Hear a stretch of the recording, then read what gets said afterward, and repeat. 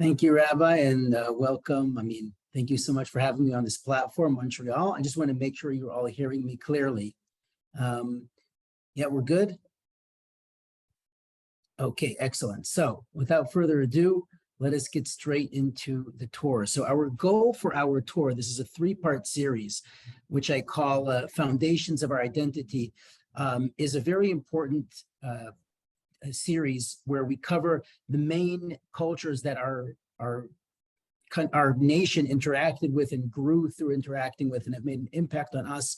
We've made an impact on them. They're known in the world very much through our own history. You know, what would you do without the Ten Commandments, Ceci B'Demil? You know, like we have these stories that really carry the ancient cultures with us wherever we go as if they were just yesterday. So I would like to begin this virtual tour with going to ancient Egypt. So ancient Egypt is going to be the main topic today, and it's a very ambitious topic because there are so many things to cover. There is the almost 3,000 years of continuous Egyptian rule, and there is the biblical intersections, there's the dating of the Exodus, there's understanding the pharaohs and the Nile and the mythology. I mean, there is so much to do.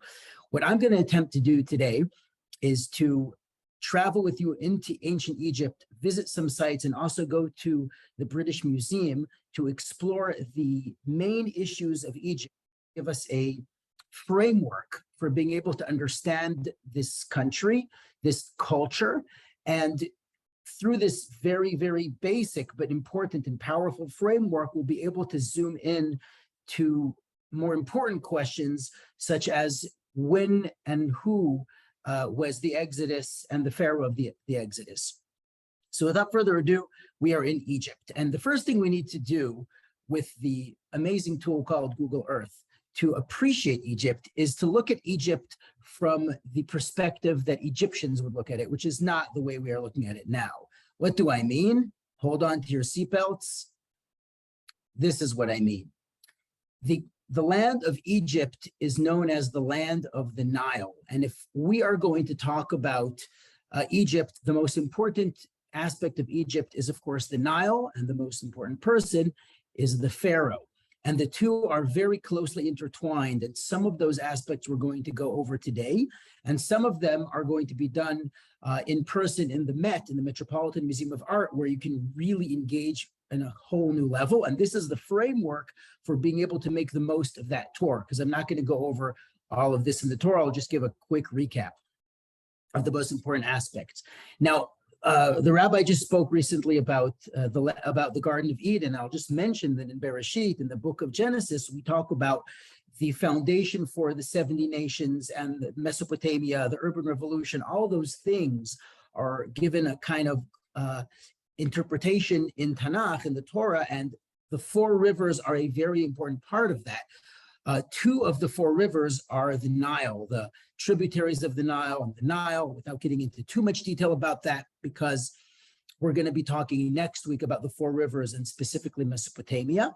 But for now, I just want to mention that the Nile is Egypt. And to just understand what that means, let's just look at the land itself. The reason I zoomed out like this is so that you can see that the entire country of ancient Egypt lived only along where there was water, which is the area which we are seeing from a satellite picture as green. Egypt is the narrowest country in the world. At some times it was 1 kilometer across. In other words, really dependent on the water from the Nile. Everything in every direction is death, is desert. So there is nowhere to go. There's nowhere to escape. And that translates into the Hebrew word for Egypt, which is Mitzrayim. Mitzrayim literally means Meitzarim. It means tsar. It means narrow, or something that's surrounded by oppression. It's even used as that in that sense. But the point is that you're pressed, you're pressured, you're restricted. You're in a narrow area. That is ancient Egypt. Now, just to zoom into one area, and this is just a random spot, just so you see that the entire area of the Nile Valley is all fields, and everything around it is desert. And until the advent of modern technology and infrastructure, there is no way to live too far away from the Nile. Now, the Nile used to be a lot wider, of course, before the building of the Aswan Dam in the 1960s. We'll touch on that a little bit later when we visit one of the sites which are below the Aswan Dam and has an interesting connection to the Metropolitan Museum of Art. But for now, suffice it to say that we see Egypt on the map, and that makes a huge difference. Now let's talk about the orientation, which I mentioned. For Egypt, south is up. South is up, right? And the reason for that is that Egypt's entire livelihood depended on this vein of water called the Nile. So for them, the water which flowed from the monsoons of Central Africa and just poured down into the Mediterranean Sea, for them, this was up. It was the source of life. It means it's forward. This is what you look to. Everything else is down. So if you're familiar with Orson Scott Card's book Ender's Game, it's a great book. The movie's not so great, but fun visuals. The enemy's gate is down. The switching the orientation at which you look at something can change your mindset, can change how you approach the topic. So in this case, north is down. Now, what I'm going to do now, before going into specific areas of Egypt, is I would like to focus for a moment on the land of the Nile. But before I do that, I'm going to just talk about how it intersects with Jewish history. So we're jumping to a slide now. When we talk about ancient Egypt, we are talking about roughly 3,000 years of continuous culture. How do you even begin to approach the question of when is the Exodus? Where were our ancestors in Egypt? Where's the land of Goshen? Where's the land of Ramses? Like, what is all of this?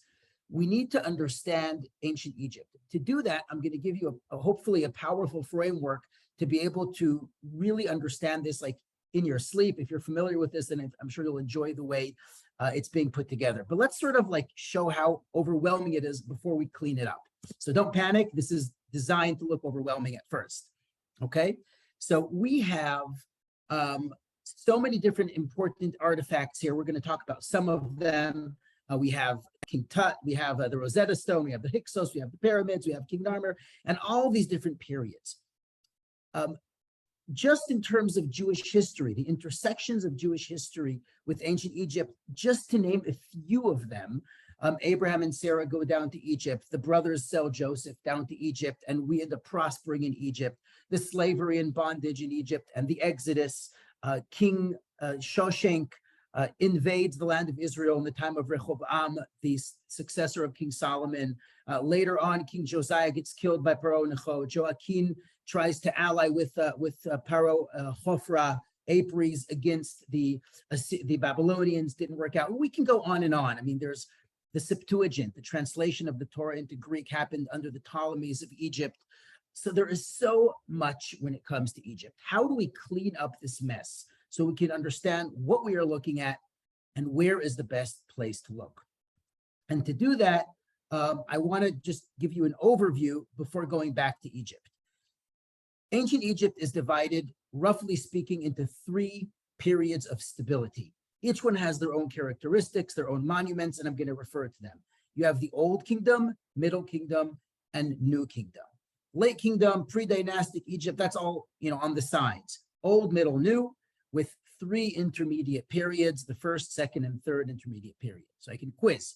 First intermediate period, second intermediate period, third intermediate period, Old, Middle, New, and then late, pretty much. That's ancient Egypt in a nutshell. So to just go over a few basic monuments, familiar things. We're going to get to some of them a little bit later. The Old Kingdom is when the dynasties of Egypt started. We're going to talk about dynasties later, what they mean. The kingdom which started the pyramids, starting with the stepped pyramid of Saqqara, but later on the pyramids of Egypt, of Giza, those are in the Old Kingdom. Okay, so let me just, 1 second. So, speaking of the pyramids, let's jump in. So we have the pyramids of Giza, which are, we'll talk about their location in a bit, but the Great Pyramids of Giza were built in the Old Kingdom, hundreds of years before Abraham ever shows up in world history. So the pyramids have already been on the postcards in the gift shop when Abraham and Sarah went down to Egypt. I know Ceci B. DeMille likes to make it look like the Jews built the pyramids. it's really cool, but no. Excuse me, what? Rabbi Fishman, if you can mute everyone upon entry so we don't have any interruptions, it would be great. Thanks. So we now have the pyramids of Egypt, and also another famous landmark, which we don't really know when it was built, but it's right there. We have the Sphinx, which again, it's one of those mysteries. When exactly was it built? But we're talking something very, very ancient. It was actually only recently uncovered fully. We just had the head until then. The famous broken nose. I can think of 3 pop culture references as to how the nose broke. Everything from Asterix, which is a Belgian comics, to some Israeli comics, and Aladdin drives by on his magic carpet and he waves at the person building it, the nose falls off, you know. But anyway, this has been missing for a long time. So these are the pyramids and the main monuments that were built in what's known as the Old Kingdom. Then we have the first intermediate period. I'm not going to talk about it right now. It's not interesting for us. The Middle Kingdom. The Middle Kingdom is when Abraham and Sarah go down to Egypt. The way we understand the chronology, we're talking about 3,800 years ago, roughly. So at this point, there's important aspects of the kingship that change. You know, historians can talk a lot about the way the pharaohs looked at their responsibility towards the people as part of their identity. Some interesting developments. This is one of the famous pharaohs of the Middle Kingdom. The second intermediate period is important for us because it's the second intermediate period when Egypt is, again, it's in between periods of stability. So the intermediate period is a period of instability. And this particular one is famous because Egypt's north, which we'll talk about as Lower Egypt soon, as the bottom of Egypt, was invaded by Asiatics, invaded by northern Levantine, north of Israel, people known as the Hekachasut or Hyksos, which for a long time people misidentified them as the ancient Hebrews, but they controlled the Nile Delta, part of the Nile, and under their rule, which was a mixture of Egyptian, they married Egyptian, they took on Egyptian customs. It wasn't that they just kicked everyone out. It's a more complex story, of course, but they were a more friendly environment under which, for example, a Semitic person like Joseph could even fathomably become the viceroy to Egypt, right? That would not happen under the very proud Egyptians who looked at themselves as the bona fide rulers of Egypt, and who else would dare assume the title of pharaoh or sit on the throne or be in the administration. So that's the second intermediate period. And the second intermediate period comes to an end with the rise of the new kingdom, which is Ramses the Great, or earlier than him, about 140 years earlier. We have King Tut, we have Akhenaten, we have all these other kings. We'll talk about them a little bit later about that question. So the Exodus is understood as being part of the new kingdom, which begins at that point where the Hyksos are banished out of the country. We'll get to that later. Then we have the third intermediate period, which is basically the First Temple period. So we have on the left the Shoshank stela from Megiddo, which is in the Rockefeller Museum today, next to the old city. And we have on the right King Taharka, who was a Kushite, a Nubian, who took control of the throne of Egypt. Again, it's a period of instability for the Egyptians. Someone else took over. They were later banished. This is a topic of a whole other tour. There's pyramids in Napata. There's pyramids in Sudan. It's a really fascinating story. And finally, we have the last pharaohs, which are Egyptian, which is the late kingdom. And during this time, we have stories like of King Paro Necho, this small little piece. It's in the Brooklyn Museum. Paro Necho kills King Josiah at Megiddo. If you go to Megiddo, I just guided there a couple of weeks ago. It's a big deal. Why the Battle of Megiddo? You know, we can talk about Megiddo. Maybe we'll talk about him later. And of course, the Rosetta Stone, which is Ptolemaic already. It's Greek. And then you, of course, have the Romans. And Egypt is basically done in the late kingdom. They're invaded by other kingdoms. So that's kind of in a nutshell. Now, back to the map. We are talking about Egypt. To understand Egypt, to understand the pharaohs, to understand the framework for this massive country and culture, we need to, first of all, break it down to understand when their history begins as pharaohs and what is the pharaoh. So this is kind of a prep before going into the British Museum, but I want you to see the following. This is the land of Egypt. The land of Egypt is governed by one person known as Pharaoh. This is an iconic image of Pharaoh pulled off the internet. And the Pharaoh is the ruler of all of Egypt. But what does that mean? He's the ruler of all of Egypt. Egypt, and in antiquity, was actually two different countries. There's the Nile Delta, which is in the north. This is known as Lower Egypt because it's topographically lower. The water pours down into the Mediterranean, into that shape that the Greeks called the Delta. And then you have Upper Egypt. And Upper Egypt is the part that's known as the Nile Valley. These are two separate countries which were at war with each other for centuries.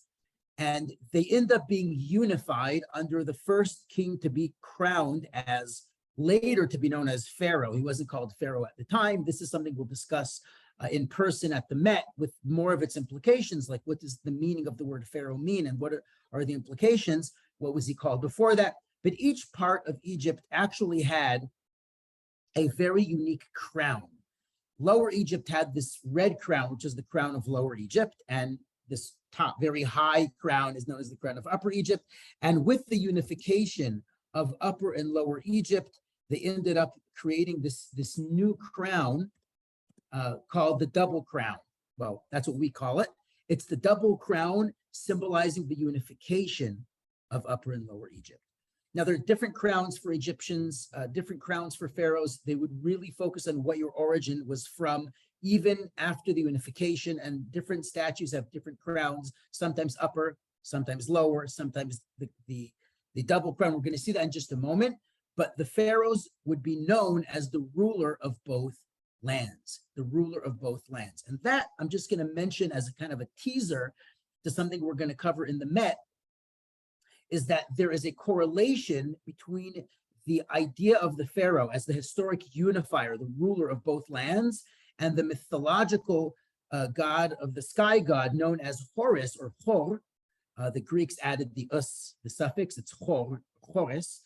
Horus becomes the ruler of the world of the living and the world of the dead. Both worlds, both lands, the two are seen as one and the same.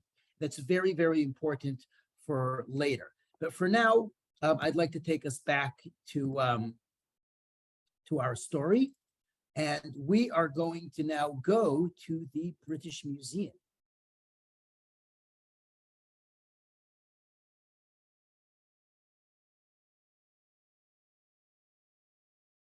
Okay, so here we are. Now I have to open up with the famous riddle, not the riddle of the Exodus, which is a real movie, but rather the question of why are the pyramids in Egypt? It's a very famous question. There's many scholarly debates about it, but the most possible likely answer is that the British just couldn't bring it to England, so they left it there. But that was a joke. But the British Museum is a treasure with incredible archaeology from ancient Egypt, which they excavated mostly under the Ottoman era when the Ottomans ruled Egypt and gave them permission to take stuff. So, you know, you can debate that today, but back in the day, that was considered acceptable under the ruler, the powers that be who ruled Egypt. But inside the British Museum, we have some incredible treasures like the Rosetta Stone. We're going to see that in a moment. Let's jump in. So welcome to the British Museum. We are in what's known as room 4 on the ground floor. Just to look around 360, these are Assyrian art. This is completely different. This is a different period. We'll talk about this next week when we talk about Mesopotamia. That's a very famous stone, a stela, which mentions King Hazael, but not for now. I mean, King Ahaz, like not Ahab, that's, King Ahab, like Captain Ahab from Moby Dick. Mentions him there. This is Assyria. We are going into one of 2 floors that house Egyptian archaeology. And now, instead of just jumping into the museum, you will now look a little bit differently at statues of pharaohs because you now see the crown on their head and you can say, That's kind of a short crown. This must be a statue erected in or of a pharaoh from Lower Egypt, which is correct. Let's move further in. And I want us to see how now we can recognize different pharaohs. So we're going to talk about this fragment in shortly. We're going to talk about that. But I'd like to first look a little bit more at different pharaohs. So here's the three stooges looking very, very upset because their noses have been broken off and doesn't feel nice. But this one, look at him. He has the crown of Upper Egypt, which if I would show you that crown off the cuff without this introduction, I'm sure many people would not know that that's an Egyptian crown, right? And here we are. We are looking at a crown of Upper Egypt. And finally, we have a double crown of Upper and Lower Egypt. This is really cool. So there's, on the left, we have an upper crown. On the right, we have a lower crown. There's different types of upper and lower crowns. And this one is the double crown of the unification of Egypt, usually adorned by very powerful pharaohs. See, is anyone else having trouble seeing photos? Because it should be on your screen. Okay, so this is a very important pharaoh. We're going to talk about him in a little bit towards the end. This is Amenhotep II. The reason he is important and the reason he is famous is because he is the grandfather of Akhenaten, the heretic god, and the heretic pharaoh, who saw himself as, well, he changed his name, moved the capital, short-lasted reformations in Egypt's administration. He's whose wife is also Nefertiti, very famous, and his great-grandson is King Tut. So we are looking at a very important pharaoh. We're going to talk about him later. And at the end of the hall, that tiny character, we're going to see him actually, he's very large. That's King Ramses the Great, of course. And in between them, we have the Rosetta Stone, which we'll talk about in a few moments. But I want to just mention something really, really cool. And that is, this statue is part of a massive statue of Amenhotep II, standing with an outstretched arm. And one of the things that, when we started exploring ancient Egypt, and especially since the cracking of the code of the Rosetta Stone, we've been able to really understand that there's so much in the biblical story of the Exodus that's speaking as if it's taken for granted that you understand idioms such as outstretched arm and other concepts from ancient Egypt that help you understand the biblical story very well. So just one, in the museum, we can do a lot more, as we're going by. An outstretched arm is a reference to control and power.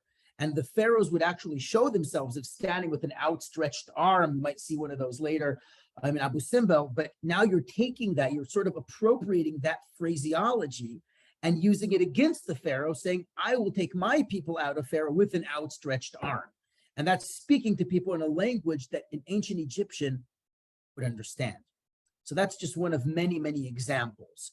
What I'd like to show us, of course, is I want to mention the Rosetta Stone, but I want to go back to this King's List first, okay, because that's really important. You see the King List, there's all these tiny little shapes. You may be familiar. They're given a French name for cartridge, cartouche.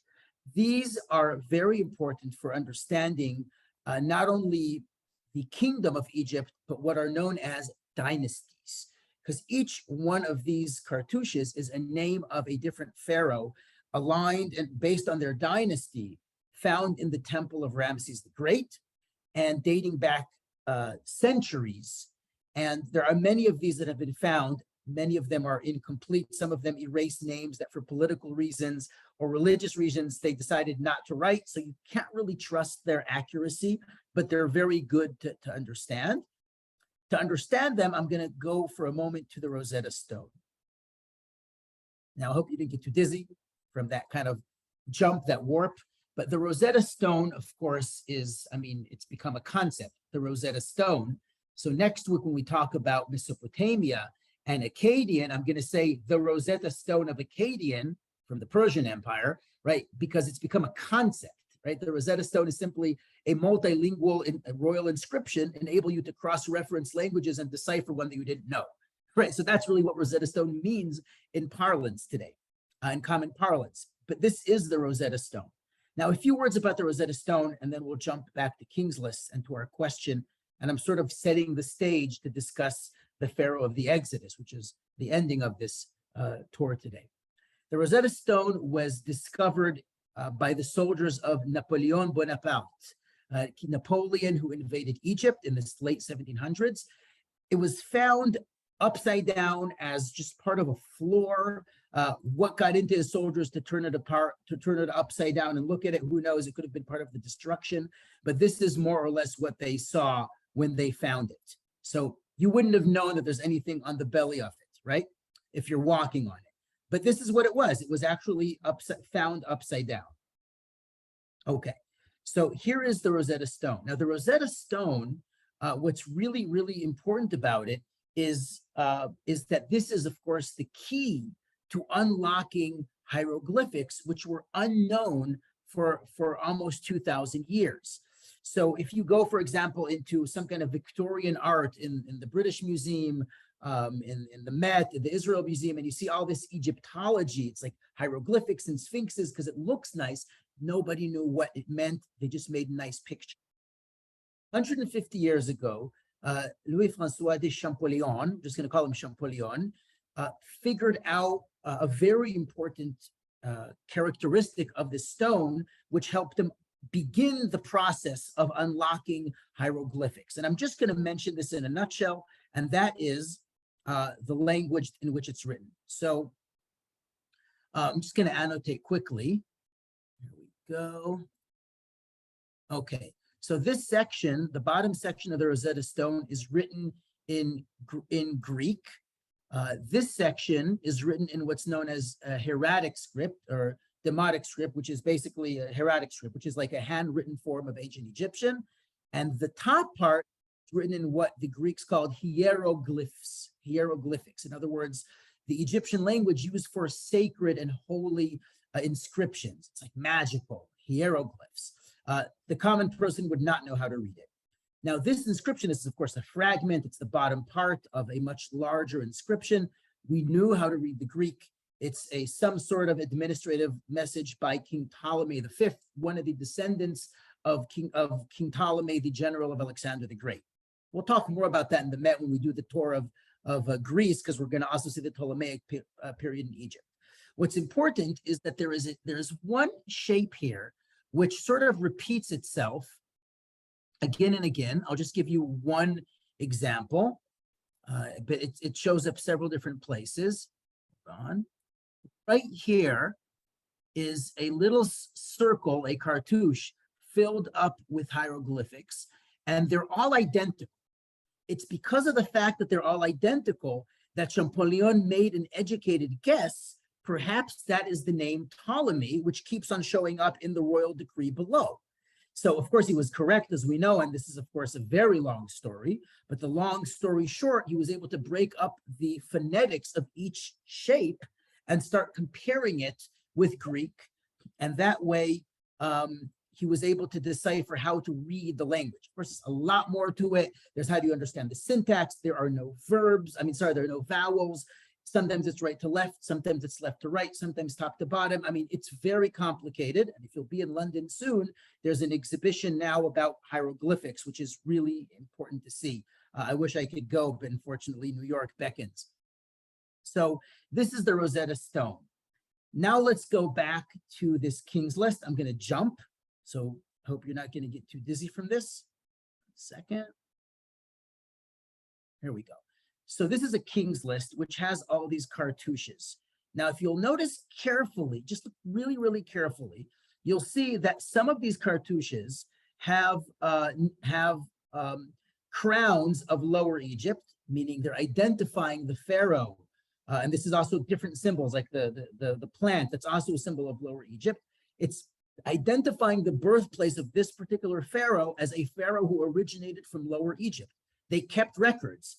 This guy has the crown of Upper Egypt. So you see that they're sort of in no particular order. upper, lower, lower, upper, upper, lower, upper, upper, lower, upper, because they really kept track of where the pharaohs came from. So that's something important to note.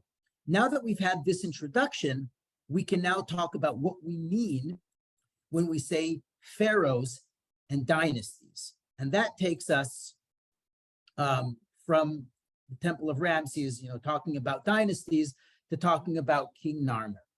Okay, King Narmer is the legendary king who united Upper and Lower Egypt. We're talking over 4,800 years ago, a very, very long time ago, 4,500 years ago, something like that. This pharaoh, now that we have this background information, we can have a lot of fun with this. And instead of just saying like, oh, this is something nice and it's ancient and it's Egyptian, we can actually make sense of this. So this is what I would like to do. Hang on. I just want to take us, here we go.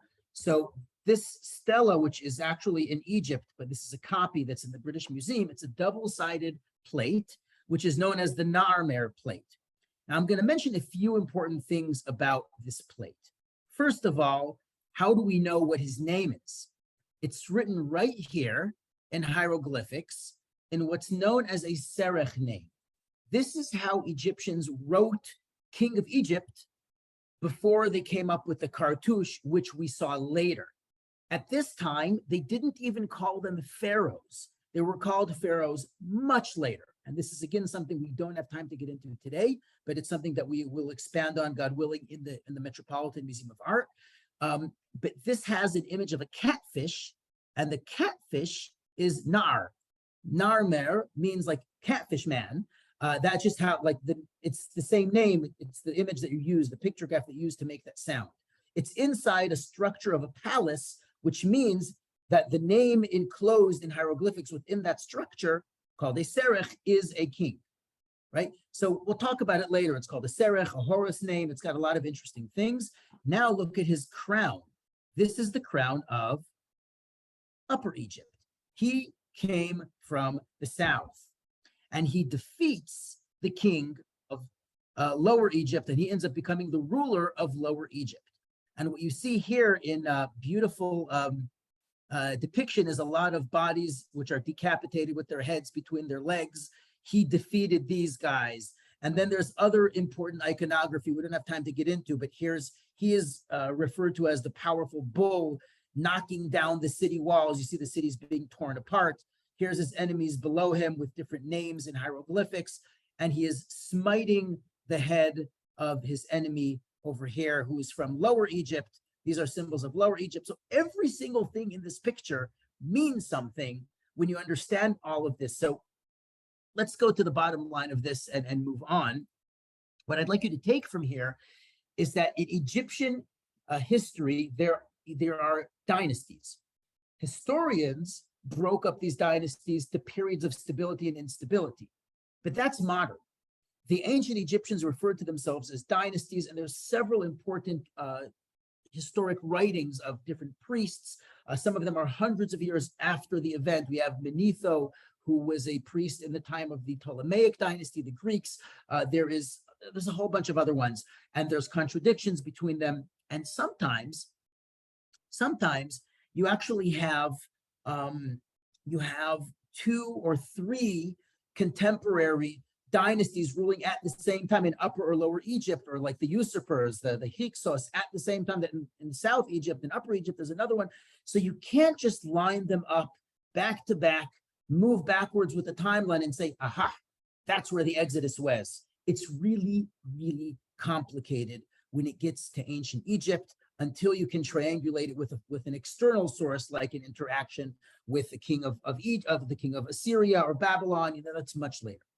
So this is, in a nutshell, this is the first pharaoh, and this is where the Old Kingdom begins. The first few dynasties are known as the Old Kingdom, and that's what's important. Now, let's skip this for a moment. We are now going back to our map.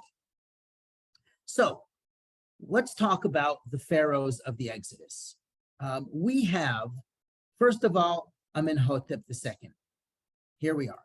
Amenhotep II is one of the contestants for being the pharaoh in the period of the Exodus. He's in the New Kingdom. We'll get into that in a moment. He's a powerful ruler. Now I'd like to jump, we're going to jump for a moment to Ramses. Ramses, if you look very carefully, it's a little bit chipped, it's broken off. He is wearing a double crown. He's wearing the crown of Lower Egypt and the crown of Upper Egypt. See, this is the crown of Lower Egypt. And on top of that, he's wearing the crown of Upper Egypt, which is surrounded by lots and lots of cobra snakes, which is kind of cool. So this is another powerful king, Pharaoh Ramses the Great. Here is where I'd like to get a little bit technical to understand how we figure out who the Pharaoh of the Exodus is. And I'd like to show you two sites that are going to come into our conversation in just a moment. The first one is much easy. It's simply, 1 second, is it here? Yes, we're just jumping upstairs. I should give you a warning before doing that. It can make you a little bit dizzy, okay? This is upstairs. We're in the hallway. We're right across the Cyrus cylinder, which is a great story, but we are looking at room 65 in the Met, which is Egypt and Sudan, Egypt and Nubia, and it has a lot to do with Egypt's struggles with the South. And the Pharaoh Ramses the Great actually had a lot of battles in the South, and he's depicted here on a wall painting from a tomb, which was just brought here to London, which shows you the mighty grand Pharaoh on his chariot crushing all of these Nubians, right? And he actually built an impressive monument in southern Egypt we'll visit shortly. But I want to point out something really, really cool. First of all, the crown that he's wearing, right? The crown that this Pharaoh is wearing is known as, actually, we didn't talk about this one. This is known as the blue crown. The reason it's called the blue crown is because it's blue. It's the crown that he would wear in battle. You know, they did this in the Prince of Egypt. They did it very well. But the really weird thing here is who is steering the horses? Who's holding on to the reins of the horse, right? Look at that. The reins of the horse are tied to Ramses' hips, which is completely impossible unless you are photoshopping his cabbie out of it. You don't want the chaperone there because the driver is not important to the propaganda, which is the mighty Pharaoh conquers his enemies, and he's made large and everyone's tiny. It's all about propaganda. And this is very important to understand when we talk about ancient Egypt, because one of the most, let's just say, misunderstood things that are behind the question, why don't we find anything written about the 10 plagues or Egypt living, or anything, like, even if you'd assume that such a thing could be written, why would they? Like, why would they do such a thing? Why would the Pharaoh write something which doesn't make him look good? They never did. The pharaohs actually would even they would lose the strategic upper hand sometimes because they wouldn't write any mistakes the pharaohs made because it makes them look bad. So it's a very important thing to understand when approaching the question. Now we have one last stop, and then we're going to go straight into the discussion of who's the Pharaoh of the Exodus. We're going to wrap things up, and then we'll have time for some questions. So let's say another 10, maybe 15 minutes. Let's jump. Giving you the warning now. We are leaving the British Museum and going to the south of Egypt, to the border of ancient Egypt, to ancient Egypt's border with Nubia, with the Sudan.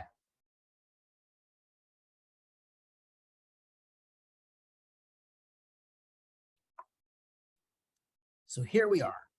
Now, the place we're looking at is called Abu Simbel. There's an airport here, Abu Simbel Airport, you see.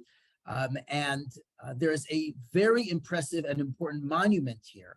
But before I show you the monument, I want to blow your mind with the following fact, which some of you may be familiar with, of course. In the 1960s, Nasser decided he's going to take Egypt to the moon. You know, he's going to make them like a top-notch first world country. And of course, they're going to build a dam. So he builds the High Aswan Dam, which is more or less on the border of ancient Nubia, Sudan.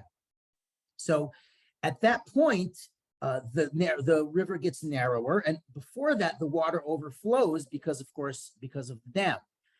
One of the side effects of the overflowing of the Nile is the flooding of ancient Egyptian temples and monuments. In the Metropolitan Museum of Art, we are going to see the only Egyptian temple outside of Egypt, which came from here and was rescued by UNESCO. The United States were involved in this project. Of course, it's an international initiative to save Egypt's ancient monuments. And so that temple, as a gift, as a gift to the United States, an appreciation by the Egyptian government, was given to the United States, and it's now in Central Park, covered by the Metropolitan Museum of Art. In the Met, we can talk about the story of why it's there and not in Boston and not in Washington, D.C. It's a great, juicy political story, but it was submerged in water and rescued. Now let's actually see the temple itself, and that's going to be the amazing story.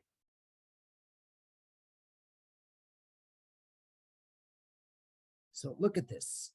We are looking at an incredibly large monument that really shows you the grandeur and power of the pharaoh, making everybody else look tiny and insignificant. This entire structure, there's another one to the right of Queen Nefertari. This entire structure was chopped into, I think, 16,000 pieces, lifted up from where is now covered in water. They dug a new hole chipped into the mountain and placed it there as if it was there from the beginning. In other words, this entire thing was facelifted. There's a picture of the face being lifted by a crane and stuck onto the head, and I call it the pharaonic facelift.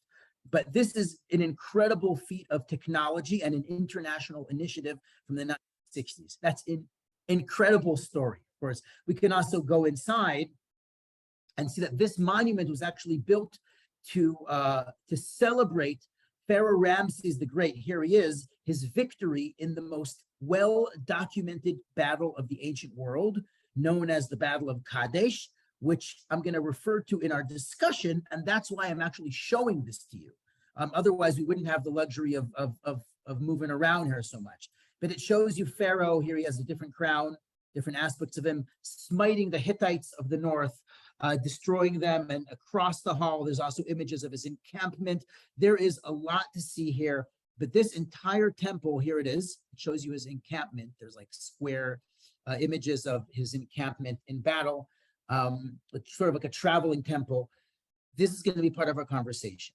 This incredible monument is all here to glorify the pharaoh, and it's called the Temple of the Sun because you see there at the end of the hall, look straight, I'm going to jump into it. Where did it go? Oh, well, it's zoomed out, but it's not important. That entire structure was built so that when the sun rises, it shines on the pharaoh's face. It's kind of cool. Now, the Pharaoh of the Exodus. Here is one important artifact that's going to be part of our conversation, and I'm getting straight into the question of the Pharaoh of the Exodus. Bear with me. I will try to do what can be a 3-hour seminar in 10 minutes and to do it in a nice pace without it being overwhelming. So I think that everything we've done until now provided a strong enough framework to go into the question and think about it a little clearer. So there's a famous pharaoh. His name is Mar-Nefta. You may have heard the name. And he is the successor of Ramses the Great. Ramses the Great ruled about 3,300 years ago, like the year 1270 BCE. You know, all the years are that I would, if I'll mention the years, they're BCE. Yeah. This pharaoh mentions in this stela, which is now in Cairo, it mentions Israel. It's the earliest mention of the word Israel in the world, in history, and an extra biblical source. And it mentions Israel sort of along the way while discussing other cities on the coast of Israel, such as Ashkelon and Gezer and Yanoam, which is further north, which were destroyed in this campaign by Mar-Nefta. And what Mar-Nefta says about Israel, and I'm paraphrasing, is the seed of Israel has been obliterated and it is there no more. In other words, I got rid of all of the Israelites on my campaign. This stela is going to play an important role in our conversation about trying to pinpoint when the Exodus was. And I hope that you will have more questions than answers at the end of this, because that's really the goal, is to think more in questions as opposed to, oh, now I have the answer and it's great. So at the bottom of the stela in hieroglyphics, I'm really circling a random point. It's somewhere here on the bottom. is this piece which says Israel. Now, the Egyptians actually didn't have the pronunciation of the letter L or Lamed, so it's Israel. So that's how they wrote it, but that's what it says, which is really cool. I actually have a t-shirt that has the hieroglyphics, says Israel. I would have worn it for the occasion, but it's too casual for our event. Now, that being said, let's go from Israel. We're going to go into our conversation. So I think I mixed things up a little bit here. 1 second. Okay, so we are in a period of time which we called the New Kingdom. The New Kingdom is when most scholars believe that the Exodus took place under the pharaoh known as Ramses the Great, who is seen here. You're seeing a massive not the statue on the left, you're seeing this picture on the right. Let me go into it for a moment. Okay, the 19th dynasty.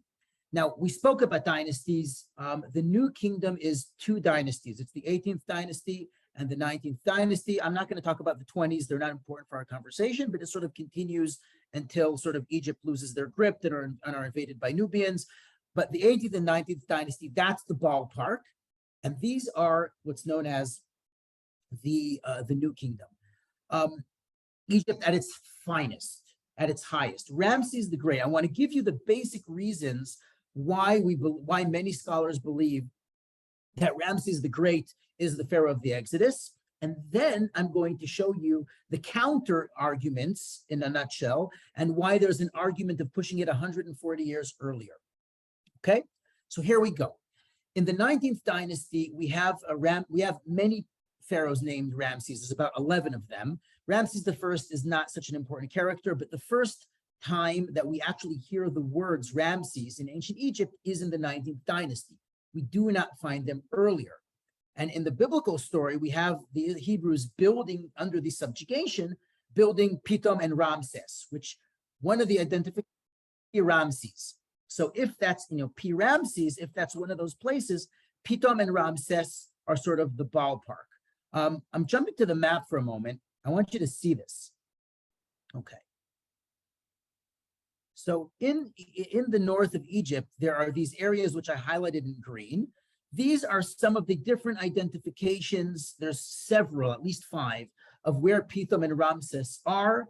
But in ancient Egypt, we really don't have a good preservation of names like we do in the land of Israel, which is nothing short of a historic miracle that you can look at the ancient Arabic name of a site and say that's pretty much the biblical name. You don't have that in Egypt. So you can't just take a name and say like, oh, it sounds like, and therefore it is. You can't really do that in ancient Egypt. But most agree that, the area in which the Hebrews dwelt is in the Nile Delta, up here in Lower Egypt, down here in Lower Egypt, if you will, and to the east. That's more or less the area that we're talking about. There's a city here known as Pi Ramses, which Per means house, like Pharaoh also means great house, Pera'ah. So it's something or somewhere in this area. So the first time these words show up is in the 19th dynasty. So that's part of the argument.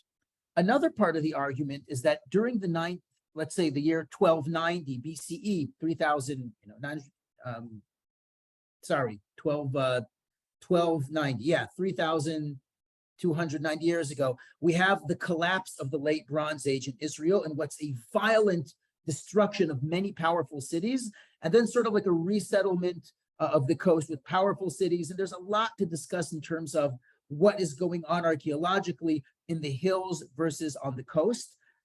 I don't want to get into that because it can be really complicated and we really need a stronger framework in ancient Israel's archaeology to have an in-depth discussion on that. But in a nutshell, I will just say that the distinction between the collapse of the late Bronze and the beginning of what's known as the Iron Age, the period in which the Israelites are in the land, is a key factor in this conversation.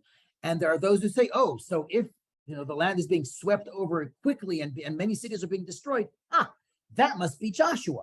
That must be the Hebrews coming in and conquering the land and then slowly settling the hills and so on.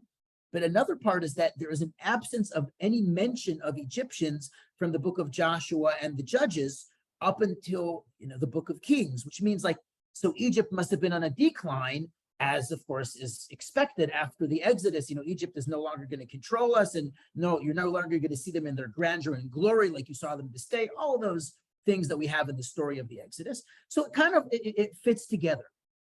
And there's another very interesting conversation, which I read about by Rabbi Dr. Joshua Berben of Bar-Ilan University in his book Ani Maamin. It's available on Amazon Books and other places, which he shows a comparison between the temple in Abu Simbel, which we visited, and the depiction of Ramses the Great in the Battle of Kadesh, and his traveling tabernacle. This is already from the 1920s. There have been scholars who've made correlations between that and the tabernacle. They're almost the same thing, their orientation, their structure. It's an in-motion kind of encampment, except instead of Ramses in the Holy of Holies, you have the Ark. Like, there's a lot of interesting things. But the songs which were written of Ramses's battle against the Hittites, very much is echoed in the Song of the Sea, like phrases, phraseology, ideas, concepts. Like, it's so compelling to say we're taking for granted that these things are familiar and known when we are singing these things and they are eternalized in Tanakh. So if it happened earlier, then what are you referring to? Who knows about the Battle of Kadesh and Ramses? And so it's a very compelling argument to say why it's the 19th dynasty. Okay, I'm now going to give you an interesting other opinion, which is why it would be in the 18th dynasty, which is here. So back and forth. In order to understand why it needs to be here, I'm first going to refer to what led into the New Kingdom, and then we're going to wrap up. Okay, so bear with me for like a few more minutes. The second intermediate period, as I mentioned, is a period in which Egyptians are controlled by a foreign power from the north of Israel, which, by the way, has now been proven quite convincingly and conclusively to the point where nobody really believes the Hyksos has anything to do with ancient Hebrews. But putting that aside, I can send you references for that later. But they are controlling Egypt, and it's under that environment that it's a more friendly place for Semitics, because most of the people there are Semitic or foreigners by a foreign administration, which is sort of blended with Egyptian, Egyptian names and pharaohs and this and that. But at the end of the day, Joseph could only possibly be the viceroy under this circumstance. And at that point, remember how we transitioned to the Exodus. The Egyptians have a council. There's a new king that rises over Egypt, and he says, I don't know Joseph, right? He doesn't know Joseph. And he also says, let's outsmart these Hebrews, because what if we are undermined by a foreign force and they overthrow us and take power? That's what takes us to our next conversation. The starting point of the New Kingdom is when a king named Ya'ahmes, or in English they write Ahmose, Ya'ahmes, who is a local Egyptian, is able to overthrow the Hyksos, banish them from the land, and establish the New Kingdom. That begins the New Kingdom, the 18th dynasty. And that is where we have people concerned about foreigners who might overpower the local population. It fits, it makes sense. Why the 18th dynasty? This is a statue of Amenhotep II, who was roughly in the year 1450, so 3,450 years ago. Why are we using these years? And here I'm going to try to keep it as straightforward as possible. If we go with Ramses the Great, and you sort of like work back to Ramses from very concrete dates, like the beginning, the destruction of the first temple, and you go back to the building of the first temple. How long was the period of the judges, the period of Joshua? How long was the subjugation, the 40 years in the desert? It doesn't add up. In order to make Ramses work, which is, again, very compelling, in order to make him work, you have to basically sort of play around with numbers, and you kind of have to like stretch the period of the judges to sort of go under Mar-Neptah, and which was the immediate successor of Ramses, and you have to sort of shrink the Exodus, the slavery, and shrink the wilderness into like a very short period of time. And how do you explain the dates that are given?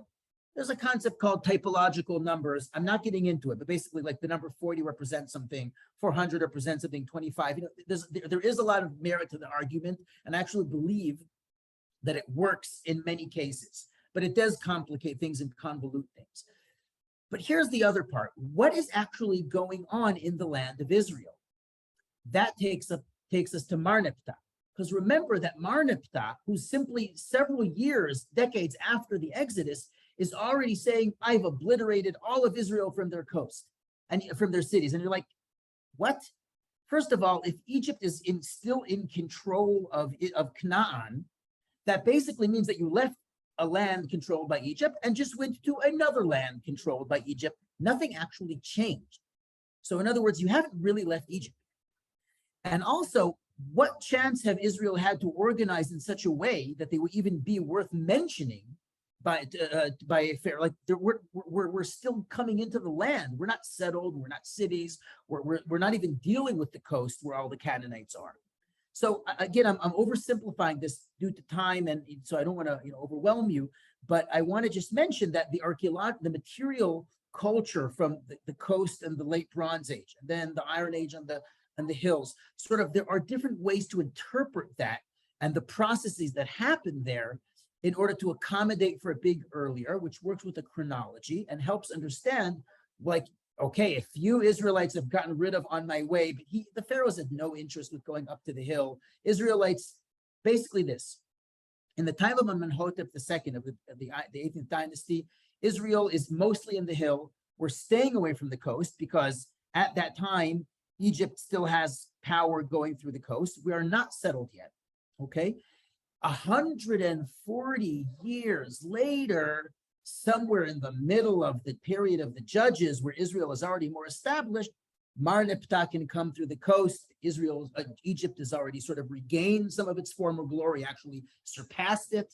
They're now in control of the coast, which is why we don't deal with the coast, because the Egyptians control the Canaanite coast. And we are, the few of us who are mentioned, are mentioned offhand, but it's not a big deal because Egypt had more of an interest in looting powerful cities, and we are still sort of getting our act together. So I hope I didn't overcomplicate that, but in a nutshell, there are very compelling arguments in both favor of the 18th and 19th dynasty of when is the Exodus, but we've seen that ancient Egyptian history is very complex. It's complicated. There is no pharaoh who would even in their right mind ever write anything about us being there, all the more so leaving there. And there's more to discuss, and this is just in a nutshell. I hope that this was an enjoyable virtual tour. I'm done talking here, and I look forward to hearing your questions and hopefully seeing you next week.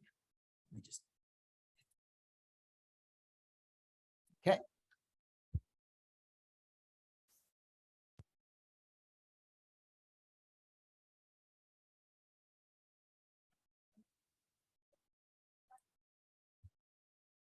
Rabbi Fishman, I'm done. Okay, thank you so much. That was an incredible presentation, and there was so much to take in. And I hope everybody enjoyed that. Do we have time for a couple of quick questions? Are you able to, I don't know where a person would start with questions if you had, but I'm going to ask people to unmute themselves one at a time, or perhaps type a question into the chat. So I'm giving permission for people to unmute themselves. Oh. And I see a question that Nachlia will answer a few questions. I'm looking at the chat. When will I start my PhD, and what will be the thesis? Well, once I finish my master's, I want to do the tour guide course because it's sort of blocking me in the tourism industry in Israel. They're very meticulous about having the license. Once I get that out of the way, which is going to be a lot of fun, I hope to start the PhD. But I'm actually thinking of doing my PhD on the later period, like Chazal, the Talmud, Midrashic. Like that's what more interests me more in terms of a PhD. Anyway, questions. There's a question here from Carol. Is the missing part of the Sphinx not in the British Museum? Perhaps the beard? The missing part of the Sphinx is really the nose, and I don't want to get too nosy about that. I will mention that there was an exhibition a traveling exhibition, which is from the Brooklyn Museum, but it traveled around the world. Actually, the Egyptian curator, his name is Ed Bleiberg. He's a Jewish guy, nice guy. I met him. They had an exhibition all about the breaking off of noses in Egyptian statues, and it's called What the Public Knows, N-O-S-E. And there's actually a distinction between, you can actually tell by looking in and when a nose was deliberately broken off with tools and when it simply broke because something fell onto it. The nose is the first thing to break. It's just easy. So nobody knows who broke the nose of the Sphinx. There's some very funny pop culture references to it. There's a comic book I grew up with, like a Haggadah comic book character. We're going to leave Egypt with great wealth. You see the Jew carrying out the nose and the Sphinx looking very confused. The nose is the easiest thing to fall off just because it protrudes outward. Nobody knows where the nose of the Sphinx is. Amazing. Okay. Wonderful. Thank you. Thank you so much. I want to take this opportunity to share with you that we will be returning back next week, where Nachliel once again will just minimize that and open up that. Where Nachliel will be teaching once again, November 21st, 12 noon Montreal time, Eastern Standard Time, where we're going to be focusing on Mesopotamia.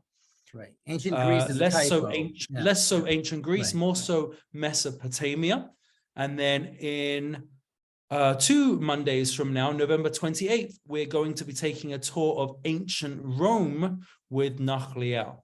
And it's here that I want to really stress and bring forwards what will be hopefully a wonderful trip to New York City, December 4th to 6th. This is an old flyer, so you'll excuse some of the perhaps details aren't so precise, but on the 4th to the 6th of December, the Shar Shamayim is inviting the community to travel down. We're going to ask you to make your own travel arrangements. We're going to ask you to make your own accommodation arrangements. And for $600, we're going to cover a wonderful 3-day trip, which will include access to all museums, access to all of the sites that we're going to see, a fancy dinner, 2 different lunches, local transportation on the ground, and a variety of very exciting, wonderful opportunities. So if you haven't yet heard about this, or if you're still looking or contemplating, we urge you to take us up on this wonderful opportunity. As you know by now, hopefully the Shar HaShamayim has really invested in adult learning, and this is going to be the future of the Shar over the next number of years and well into the future, God willing. So I'd like to take this opportunity to thank Nachliel for today. We look forward to seeing you next Monday, the next 2 Mondays, and I will just finish on reminding everybody that tomorrow, Tuesday at 12 noon, I will be teaching my class, the topic being the content of our character. That's the name of the series, as we focus on the themes of truth and falsehood. Thank you, everybody, for joining us today. Have a great and wonderful rest of your day, and we look forward to seeing you over the next 2 Mondays, and also in New York City, December 4th to 6th. Thank you very much, everybody.